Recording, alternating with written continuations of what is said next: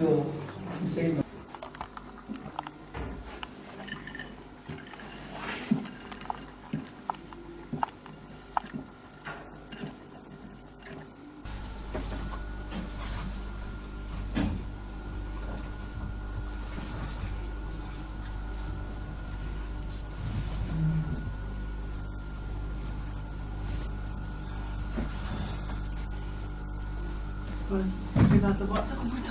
أعوذ بالله من الشيطان الرجيم بسم الله الرحمن الرحيم ياسين والقرآن الحكيم إنك لمن المرسلين على صراط مستقيم تنزيل العزيز الرحيم لتنذر قوما ما أنذر آباؤهم فهم غافلون لقد حق القول على أكثرهم فهم لا يؤمنون إنا جعلنا في أعناقهم أغلالا فهي إلى الأذقان فهم مقمحون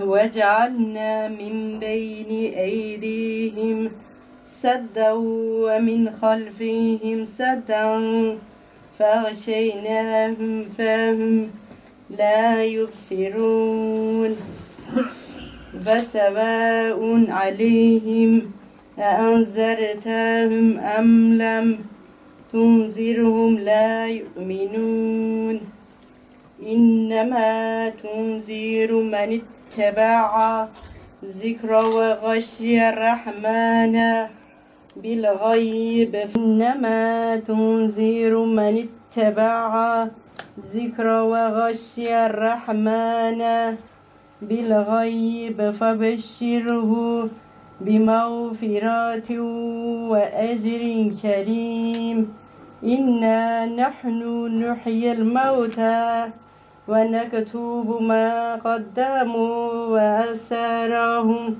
وكل شيء أحصيناه في إمام مبين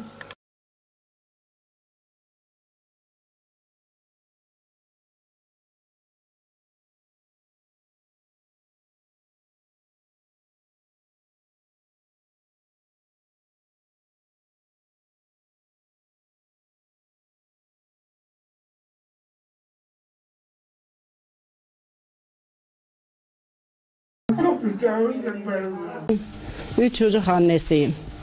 Görme engelliyim. Ana doğmadan görme engelliyim. Yani sonradan olan bir şey değil. Ama hayatımızda hiçbir zaman küsmedik.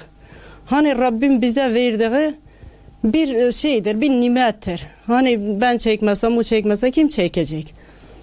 Allah'a hamdolsun 3 de çocuk annesiyim. 2 oğlum var, bir kızım var. Ama Rabbim bana verdiği şerefimle, gücüm yettiği kadar annelik görevimi yerine getireceğim. Rabbim benim evlatlarım salih evlatlarından eylesin, zalimlerinden etmesin, alimlerinden eylesin. Bizim Türkiye'ye, bizim çevreye, arkadaşlarına örnek olarak inşallah Allah'ın izniyle evlatlarımı yetiştireceğim. Babaları Kıbrıs Savaşı'ndan dağda düşerken beyin damarları tıkanmış. Hiçbir şekilde tedavi olumlu geçmedi. Artık 10 yıldır da tam yatağa bağlı. Rabbim bize güç kuvvet veriyor. Bakacağız birbirimize, sabredeceğiz. Her bir zorluğun arkasında illaki muhakkak bir kolaylık vardır.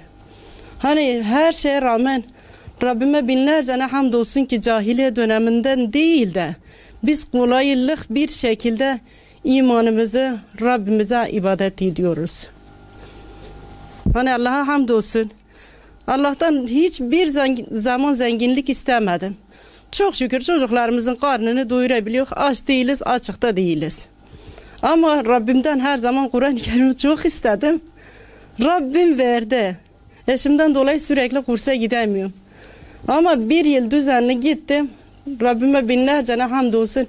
Çok hatasız bir şekilde Kur'an-ı Kerim'i öğrendim. Evde okuyorum. Allah'ın izniyle evde kendi kendimi geliştiriyorum. Bütün emeği bize geçenlerden razı olsun. Çok Müslümanların emekleri bize geçti. Hocam her şey hani kurban olayım. Tabii ki zorluk var. Yani bir yatalak hastaya bakmak yani gerçekten kolay olmuyor. Ama kolaylaştıran kolaylaştırıyor. Hani Rabbim kolaylaştırıyor. Biz evlendiğimizden beri zaten engelliydi. Ben de engelliydim, o da engelliydi. Ama biraz yürüyebiliyordu. Merdivenin korkuluklarını tutarken yukarıya çıkabiliyordu, aşağı inebiliyordu. 3 tekerlekli motoru vardı. Onunla çarşıya falan çıkıyordu. 10 yıldır ki artık tam yatağa bağlı oldu. Hani mecbur birbirimizin derdini dinleyeceğiz. Allah rızası için bakıyor. Yani hiç bir şey beklemeden sadece Allah rızası için cennete girmek için Allah'ın rızası için bakıyor. Dağdan düşerken zaten Rumlar onların bütün kağıtlarını her şeyini yakmışlar. Arkadaşlar kaldırdığı zaman sadece onu hatırlıyor. Çok şeyler de hatırlamıyor. Hani ayaklar gittiği kadar bütün eller, dili her şey sadece gözleri görüyor, kulakları duyuyor. Allah'a hamdolsun. Ama kaldırırken arkadaşlar demişler ki Allah'ıma hamdolsun ölmemiş. Yüzüne bakmışlar, kafasının şeylerinden, derisinden bir şey görmemişler. Bir yıl sonra askerliğini bitirdikten sonra bir yıl sonra bu hastalığa yakalanmış. Doktora götürmüşler. Doktorlar beyin kılcal damarlarının o zaman zarar gördüğünü anlamışlar. Hani hiçbir şekil o kılcal damarlar da ameliyatla hiçbir şekil tedavisi yok. İşte gittikçe böyle kötüye gidiyor. Rabbim hani ne kadar ömür bize verecekse onu da bilemeyiz. Şimdiki gençler gerçekten yanlış yapıyorlar. Hiç doğru bir şey yapmıyorlar. Allah rızası kazanmak için bir yuvayı kurulduğu zaman o yuvanın yıkılmasına çalışmasınlar. O yuvanın kurtarmasını çalışsınlar. Yani gerçekten bir yuvada hani birbirlerine saygılı olduğu zaman her şey zaten kazanır. Merhamet de olur, saygı olduktan sonra vicdan da olur. Allah'ın izniyle evlatlar da olur. Hani ümmet Muhammed'in şeyleri çok alır Allah'ın izniyle. Keşke o boşanma keşke olmasaydı. Türkiye'mizin hiçbir yerinde keşke olmasaydı.